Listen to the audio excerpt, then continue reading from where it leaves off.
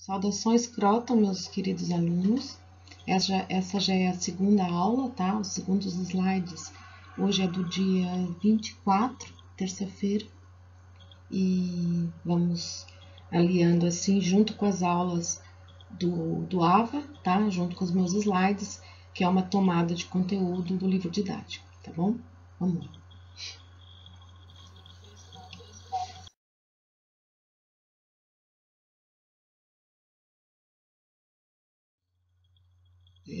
Aqui tem a mesma informação do outro slide.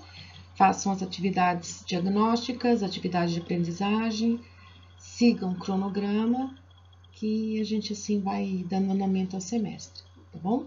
Vamos lá. Unidade de ensino 2, sessão 1, 24 de março. Essa sessão, unidade 2, ela vai falar sobre conceitos básicos de personalidade. Nós já vimos alguma coisa na sessão 3 e 4. Aqui aprofunda mais um pouquinho, sempre na linguagem para o direito, tá? Porque se a gente fosse aprofundar cada tópico, seria assim um semestre inteiro, caso nós estivéssemos na psicologia, no curso de psicologia. Então, tem personalidade, definição e abordagens, a perspectiva psicanalítica, a perspectiva humanista, a perspectiva do traço, a genética da personalidade, personalidade e ambiente, a perspectiva social cognitiva. É isso que nós vamos ver na sessão 1, unidade 2. Personalidade, definição e abordagens. Assim como fisicamente nosso corpo e nossa fisionomia definem nossa aparência para os olhos das demais pessoas, é a personalidade que define quem somos de verdade, em termos psicológicos, no relacionamento com os componentes de nosso grupo social. Cada um de nós tem a sua personalidade, formada no decorrer de nossas histórias de vida e se transformando em cada nova experiência que vivenciamos. Já definimos exaustivamente em quase toda a unidade 1 que a psicologia é uma ciência jovem e por isso ainda não encontrou consenso entre os teóricos sobre determinados temas, sendo interpretado sob diferentes pontos de vista e visões epistemológicas. Definir a personalidade, medi-la e compreender seu processo de formação também irá esbarrar neste desafio conceitual, pois existem muitos conceitos formados sobre a personalidade. Nessa unidade, iremos focar 4 dessas perspectivas que foram elaboradas pelos cientistas da psicologia. Vamos ver todos, tá? Então, na aula passada, na aula do presencial, nós vimos sobre o ego, superego e o id. Então, o ego é aquele que é o equilíbrio. Desculpem. O superego é aquele que faz os nossos valores, direciona os nossos valores. O ego somos nós mesmos. E o id é aquele momento que a gente está no inconsciente e não tem bem a ideia, a realidade daquilo que está acontecendo conosco. Apresentamos a teoria psicanalítica de Sigmund Freud, teoria que propõe o conceito do inconsciente e a influência deste para a subjetividade. Na mesma sessão, abordamos seu entendimento de personalidade como um complexo mecanismo em que 3 instâncias chamadas ego, id e superego se contrapõem e se equilibram, buscando um estado de equilíbrio de personalidade. Para Freud e seus discípulos, somos o resultado do controle de nosso ego diante dos impulsos dos nossos instintos e as influências de um ideal de perfeição que buscamos alcançar, tá? O nosso superego. Digamos que o nosso ego seríamos o comum, o nosso comum. Esse vídeo de abertura é muito interessante, ele dá um plano geral do que vai ser a unidade 2, então, por favor, assistam, ele está lá no AVA, tá bom? Na web aula. Vamos lá. Vamos conhecer o que será abordado nas 4 sessões desta unidade. Seção 1, que é o que nós vamos abordar agora. Você irá distinguir algumas abordagens teóricas sobre o tema, diferenciar fatores genéticos e ambientais que podem definir a personalidade do indivíduo. Na sessão 2, que é semana que vem, você irá conhecer aspectos formadores e determinantes da personalidade, bem como conhecer algumas estruturas clínicas. Seção 3. você será apresentado para os vários mecanismos de defesa que nossa mente elabora e que são formadores e condicionantes para a nossa personalidade, as nossas proteções. Na seção 4, abordaremos os aspectos ambientais, familiares e biológicos que irão definir o surgimento de pessoas com personalidade antissocial, propensas a cometer crimes, situações objeto de estudo do direito. Esperamos que você aproveite bastante para aprender um pouco mais e que essa sessão lhe sirva de fundamento para que você possa ampliar seu entendimento de psicologia aplicado à sua formação como profissional de direito. Esse pequeno vídeo, ele é bem lúdico, tá? Porque ele trata mais da questão da imagem, do desenho, que ele fala sobre a personalidade, tá? Como quando a gente fala de alguns adjetivos de pessoas, até para nós mesmos. É muito interessante, eu acho que vocês vão gostar, tá bom? É a estrutura da personalidade humana. Influência dos fatores genéticos e ambientais para definir a personalidade. Aspectos internos, biológicos e genéticos. Internos, biológicos e genéticos podem influir em até certo grau na formação da personalidade, mas não é correto afirmar que é o único fator determinante. Temos traços que, sem dúvida, podem ter sido herdados pelo componente genético. Porém, só a genética sozinha não consegue explicar certos fatores geradores da personalidade, e isso pode ser facilmente comprovado com muitas histórias reais de pessoas que, apesar do fator genético determinando a sua tendência, os fatores ambientais e psicológicos interferiram e suprimiram isso. Então, essa sessão, basicamente gira em torno desses aspectos. O entendimento mais correto para buscar compreender o comportamento das pessoas dentro de uma concepção biopsicossocial é entender um pouco da teoria de Bandura, que defende a seguinte ideia: podemos definir nossa personalidade como a somatória do resultado de nossos traços, que induzem as escolhas em optarmos por nos expormos a determinados ambientes que irão moldar nossa personalidade. Nossa personalidade, por sua vez, interpreta e reage aos eventos do ambiente conforme nossa predisposição inicial. O que fala aqui? Se eu vou... Que nem agora nós estamos numa situação que é praticamente uma situação, um estado de sítio. Então, por exemplo, as ruas estão mais vazias, os terminais rodoviários, os pontos de ônibus, os supermercados, muito comércio fechado. E isso, se tiver uma duração, se for uma duração longa, claro que vai transformar-nos, nós vamos mudar a nossa personalidade, tá? E interessante isso, como se nós estivéssemos numa guerra e assim por diante. Alberto Bandura nasceu no Canadá, é um psicólogo comportamental canadense. Ele é vivo ainda, tem 94 anos, e ele fez contribuições no campo da psicologia social, cognitiva, psicoterapia e pedagogia. Em 68, aos 48 anos, foi o presidente mais jovem eleito para a Associação Americana de Psicologia. É um dos 10 psicólogos vivos mais citados do mundo, tá? Alberto Bandura. Esse vídeo aula também está na web. Eu tentei buscá-lo no YouTube, não consegui, mas ele está lá na web. Então aqui, quando nós falarmos em aspectos genéticos, eu até coloco lá no slide para vocês darem uma olhada aqui nesse slide. Como os gêmeos univitelinos, extremamente tão parecidos, muitas vezes com até as mesmas marcas de mesmos sinais, podem ter suas personalidades diferentes, distintas, né? Personalidade, definições e abordagens. A psicologia como ciência recente no cenário das ciências possui ainda muitas visões sobre os mesmos fenômenos. Com personalidade, não é muito diferente. Compreendemos personalidade como um padrão individual de pensar, agir e sentir de um indivíduo, e ela é explicada também sob diferentes óticas conceituais.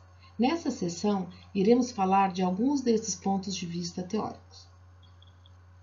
Nós temos a perspectiva psicanalítica, perspectiva humanista, genética da personalidade, a perspectiva do traço e a personalidade ambiente.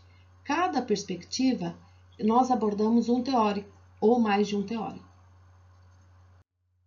Perspectiva psicanalítica.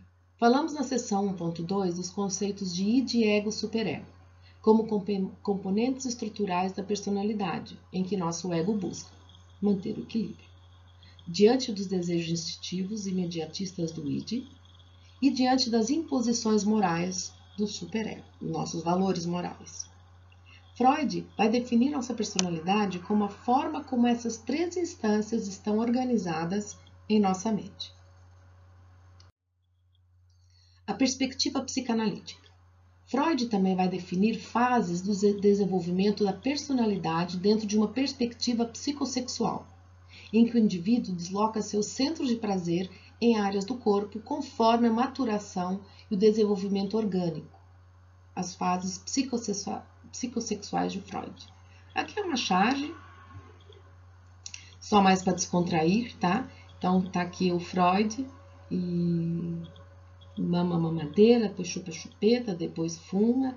Aí no final ele fala assim para cliente dele, né? Não se preocupe, sua fixação oral deve passar com os anos. Então, isso somos nós. Então, o desenvolvimento psicossexual nós temos vários estágios.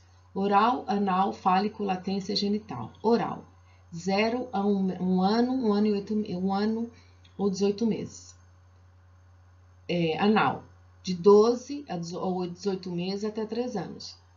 Estágio fálico, de 3 a 6 anos. Latência, de 6 a 11 anos. E o genital, após a puberdade.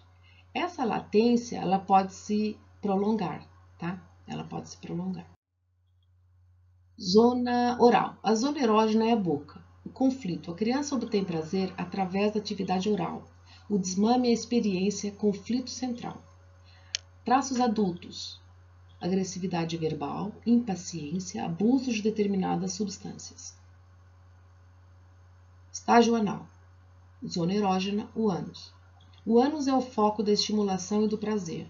A tarefa central consiste em controlar as funções orgânicas, aprendendo regras higiênicas.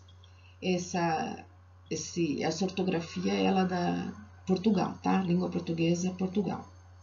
Mais interessante é que nessa fase anal, muita criança, ela prende o intestino. Tá? Ela tem situações realmente de prisão que ela não quer se desfazer das fezes, que para ela tem um grande valor. Traços adultos para a fixação anal, para o estágio anal. Avareza, obstinação, tendência compulsiva para a organização, ou então desordem, crueldade, violência destrutiva. Tá? Vamos dos dois polos. Estágio fálico, zona erógena, órgãos genitais. Conflito. A criança obtém prazer manipulando os órgãos genitais, desenvolve a curiosidade sexual e fantasias amorosas e eróticas a respeito do progenitor do sexo oposto. A superação do complexo de Édipo é a tarefa central, decisiva para o desenvolvimento moral e social. Traços adultos. Excessiva preocupação no caso dos homens com a afirmação da sua masculinidade. No caso da mulher, sentimentos de inferioridade em relação aos homens. Em ambos os sexos, a não superação do complexo de Édipo implica que a sexualidade é vivida com sentimentos de culpa. Um comportamento sexual aparentemente desinibido pode exprimir medo do sexo. A metáfora que Freud criou para explicar o período da fase fálica, utilizando o mito de Édipo, pode ser melhor compreendida nesta obra, que é considerada a mais importante para a compreensão do pensamento psicanalítico, a interpretação de sonhos, obras psicológicas completas. Complexo de Édipo. No século XIX, Freud fez uma reinterpretação do mito de Édipo grego, denominado como Complexo de Édipo. Segundo Freud, o complexo de Édipo é um conjunto de desejos amorosos e hostis que uma criança experimenta em relação aos seus pais. Entre os 6 anos e a puberdade, Freud vai nos dizer que agora é hora de buscar a realização no mundo exterior. É hora de buscar relações saudáveis, de própria escolha, fora da dinâmica familiar. É tempo de começar a tentar ser, ao menos um pouco, sujeito de sua própria história. Latência. Zona erógena, nenhuma. É um período de suspensão ou acalmia da atividade sexual. A energia libidinal desloca-se para atividades físicas e intelectuais. Traços adultos. No estágio de latência, não há lugar a fixações. Próximo estágio, genital. Zona erógena, órgãos genitais. Conflito. O adolescente bem-sucedido, segundo Freud, será capaz de manter o relacionamento sexual equilibrado com o sexo oposto. Não há fixação específica no estágio genital. Pessoal, esse sexo oposto, tá? Não é na época da pós-modernidade, tá bom? Hoje em dia, isso já não entra nas nossas pesquisas. A perspectiva humanista tem como principais representantes Abraham Maslow e Carl Rogers. Maslow buscou compreender as características de pessoas saudáveis autorrealizadas. Constatou que pessoas autorrealizadas são mais tolerantes consigo mesmas, conhecem suas vocações pessoais, não se importam em serem populares por conta de suas decisões e possuem relacionamentos mais duradouros e intensos. Rogers entende que o ser humano está sempre fadado ao crescimento, desde que devidamente estimulado. As condições para que o indivíduo cresça saudável são autenticidade, aceitação e empatia. A autenticidade, ser transparente com as pessoas, mostrando sempre suas reais intenções. Aceitação, reconhecer todas as características de uma pessoa, boas ou más, e aceitá-las como são. Empatia, é o ato de se colocar no lugar do outro, buscando entender as reais razões das pessoas em suas ações. Em estudos com esse público, Maslow constatou que pessoas autorrealizadas reúnem algumas características em comum, como o fato de serem tolerantes consigo mesmas, de terem descoberto suas vocações profissionais, de não terem mais medo de serem vistas como impopulares por causa de suas decisões e de possuir relacionamentos mais duradouros e intensos.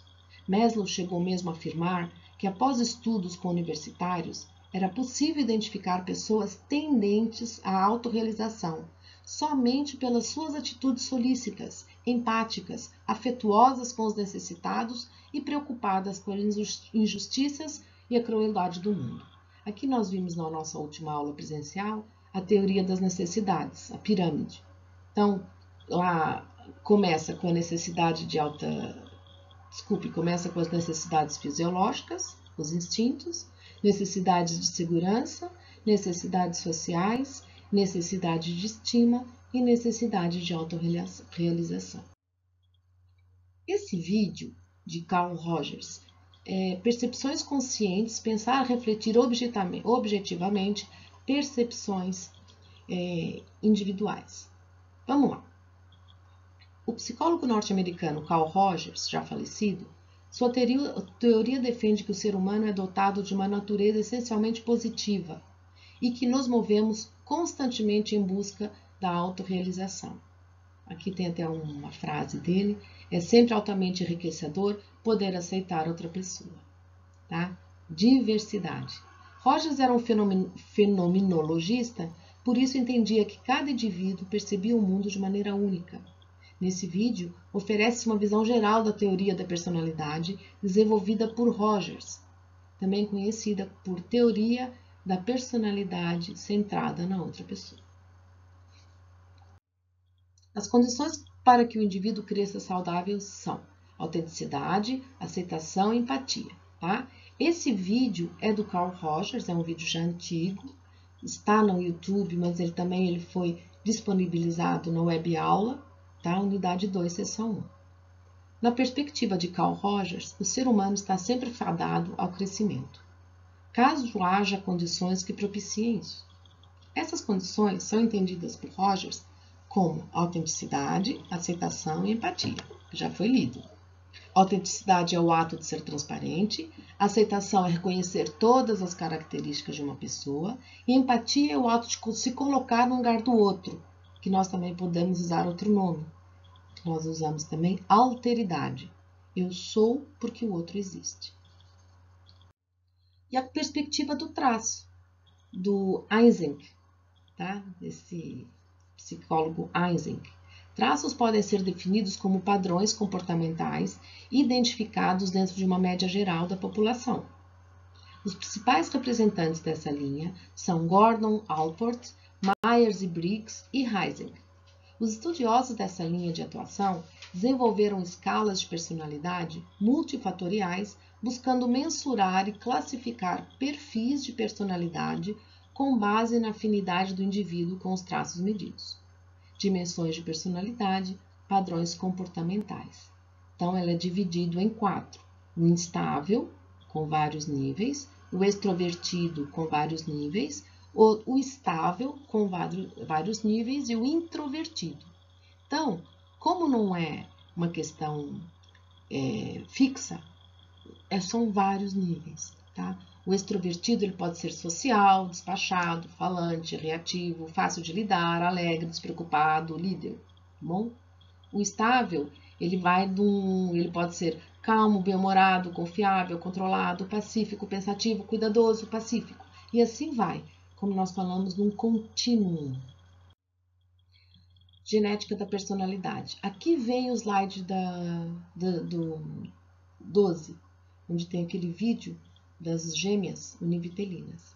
Um exemplo bastante didático sobre esse fato, que é os fatores genéticos, está nos gêmeos idênticos, que apesar de possuírem a mesma estrutura genética, podem diferir radicalmente em personalidade. Genética da personalidade. A personalidade pode ser explicada dentro de fatores biológicos e genéticos, pois outras espécies animais, como os cães, possuem personalidade. Nós até falamos que as raças, elas são diferentes do cachorro sem raça definida, porque as raças, elas mantêm uma personalidade mais específica do animal. Então, nós temos raças mais agressivas, nós temos raças mais dóceis, apesar que a questão externa, o ambiente, como esse animal é tratado, influi e muito nas características da raça. A personalidade pode ser compreendida como um mecanismo adaptativo decorrente da evolução. Fatores genéticos não podem ser considerados isoladamente, pois personalidade é uma junção de fatores biológicos, psicológicos e ambientais. Aqui, nesse slide, nós estamos voltando ao primeiro slide. É o mesmo assunto.